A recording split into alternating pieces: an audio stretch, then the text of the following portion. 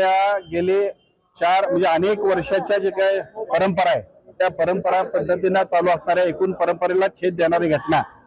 पेटाच्या तक्रारीनुसार सुप्रीम कोर्टाने निर्णय जो झाला त्या सुप्रीम कोर्टाच्या निर्णयामुळे ज्या पद्धतीने सर्व कोल्हापूर वासियांच्या आणि जैन समाजातल्या सर्व जैन समाजातल्या आमच्या समाज बांधवांच्या सुद्धा भावना दुखावतील अशा पद्धतीची सुप्रीम कोर्टाच्या निर्णयामुळे जी काही घटना घडली त्यामुळे साहजिकच कोल्हापूर जिल्ह्यातल्या सर्व समाज बांधवांमध्ये आणि कोल्हापूर वासियांमध्ये सुद्धा एक असंतोषाची अशा पद्धतीची लाट उद्भवली होती। सर्वच लोक या सगळ्या गोष्टीचा तीव्र निषेध करत होते। या सगळ्या घटनाक्रमांची दखल घेऊन आपले खासदार सन्माननीय धनंजय उर्फ मुन्ना महाडिक आणि दुसरे खासदार सन्माननीय धैर्यशील मानेसाहेब या दोघांनी प्रयत्न करून विशेषतः केंद्रीय मंत्र्यांबरोबरची सुद्धा वनमंत्र्यांबरोबरचा संपर्क करून आणि त्याचबरोबर वनताराच्या सगळ्या संबंधित सीईओ आणि त्यांच्या अधिकाऱ्यांना सुद्धा विनंती केली आणि त्यानंतर नांदणीचे मठाधिपती आणि नांदणीच्या मठाधिपतींच्या बरोबर वनताराचे सीईओ या दोघांची एक बैठक सकारात्मक अशा पद्धतीच्या चर्चा की ज्याचा सर्व संदर्भ हा आपली महादेवी ही जी काय आपला हत्ती आहे की तो आपल्याकडे परत यायला पाहिजे यासाठी आपल्या सगळ्यांची जी खूप डोळे लावून आपण बसलेलो आहोत त्यासाठीची चर्चा झाली। या चर्चेमध्ये गेल्या तासाभराच्या चर्चेमध्ये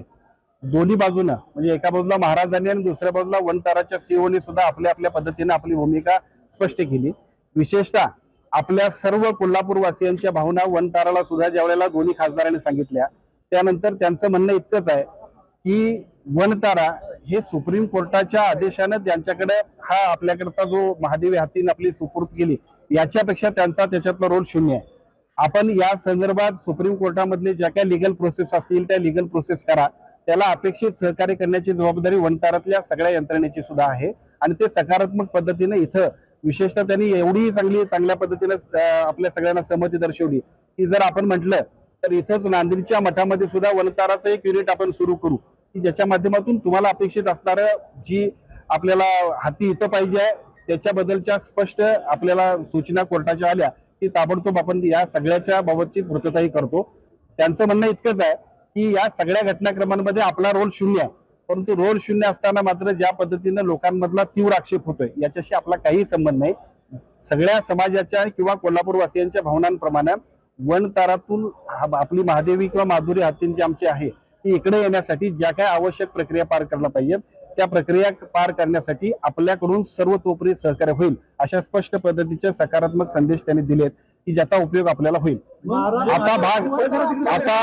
आता भाग दुसरा आहे की या सगळ्यामध्ये आपल्या सगळ्यांना अपेक्षित आहे की कुठल्याही परिस्थितीमध्ये आपल्या नांदणी मठाचा जो हत्ती आहे तो आपल्याकडे परत यायला पाहिजे। सगळ्या जनमानसांची भावना लक्षात घेऊन दोन्ही खासदारांनी केंद्रीय मंत्र्यांकडे केलेल्या शिफारशीनंतर सकारात्मक पद्धतीने शासनाचा अफिडेव्हिट सादर करण्यासाठी सुद्धा आम्ही सगळेजण प्रयत्न करू। कोल्हापूर वासियांच्या भावना केंद्रीय आमच्या वनमंत्र्यांच्या माध्यमातून सुप्रीम कोर्टामध्ये सुद्धा देण्याबद्दल आमचे दोन्ही खासदार आणि आम्ही सगळेजण प्रयत्न करतोय ज्याच्या माध्यमातून कोणत्याही परिस्थितीमध्ये आपल्याला अपेक्षित असणार जी काय महादेवी हत्ती आपल्याकडे यायला पाहिजे आपल्या नांदणी मठामधला पूर्वीपार जो काही परंपरा आहे त्या पद्धतीने येण्यासाठी शासनाकडे आणि शासनाच्या माध्यमातून सुप्रीम कोर्टामध्ये सुद्धा अतिशय ताकदीने शक्तीने आपण प्रयत्न करूया। परंतु कुठल्याही परिस्थितीमध्ये एखादी गोष्ट ज्या वेळेला सुप्रीम कोर्ट निर्णय घेते त्यावेळेला फक्त जनभावना महत्वाची नाही, जनभावने इतकीच लीगल प्रोसेस महत्वाची आहे आणि ती लीगल प्रोसेस करणं गरजेचं आहे। एका बाजूला ती लीगल प्रोसेस करण्यासाठी आपल्या दोन्ही खासदारांच्या माध्यमातून अतिशय चांगल्या पद्धतीने आम्ही प्रयत्न करतोय आणि त्याच वेळेला वनतारानं सुद्धा सकारात्मक अशा पद्धतीने तुम्ही जर घेत असाल तर आमचा कुठलाही आक्षेप नाही त्याच्याबद्दलचे स्पष्ट अफिडेव्हिट सुद्धा ते देतील की ज्याच्यामुळे आपल्याकडे आपला हाती येण्यामध्ये अति चांगल्या पद्धतीनं प्रयत्न करण्यामध्ये जे काय आपण प्रयत्न करतोय ती यशस्वी होते। ज्यावेळेला सरकार दरबारी असते त्यावेळेला जनभावनेचं प्रतीक म्हणून आम्ही सगळेजण जेवढ्या ताकदीने मांडतोय त्याच्यावरती लगेच निर्णय आपण घेऊ शकतोय, परंतु इथे सुप्रीम कोर्टामध्ये मॅटर असल्यामुळे सुप्रीम कोर्टाकडे आपण सकारात्मक अफिडेव्हिट दाखल करणं केंद्र शासनाच्या वन विभागाचं सकारात्मक अशा पद्धतीचं अफिडेव्हिट आणि त्यांच्याकडून प्रयत्न होतील जे आहे ते समाजासमोर सुद्धा ते बोलतील।